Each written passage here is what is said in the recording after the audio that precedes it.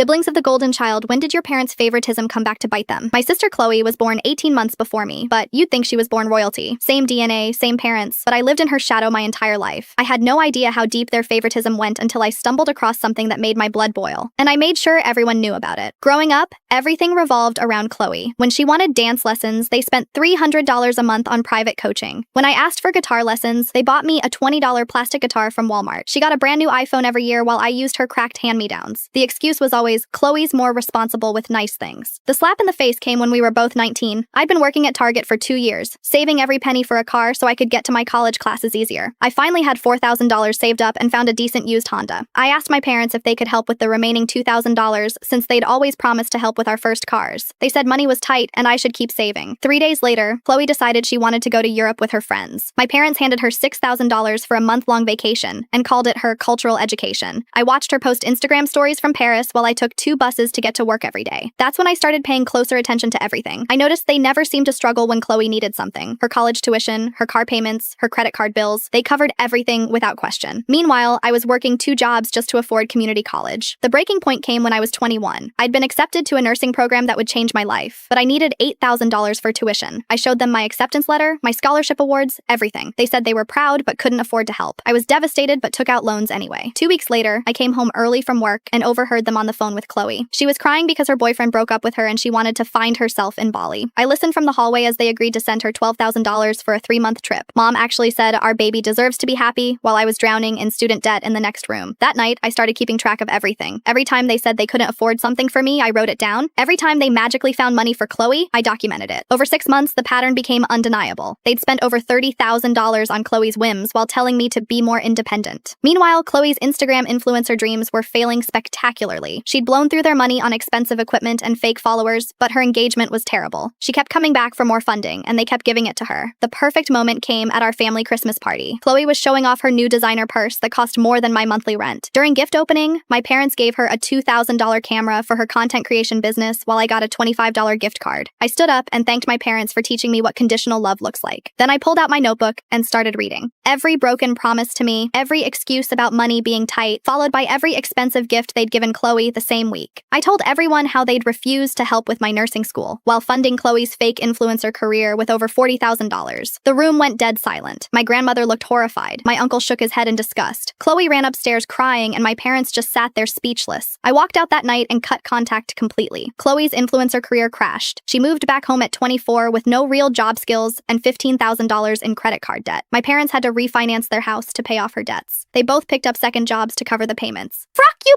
parents!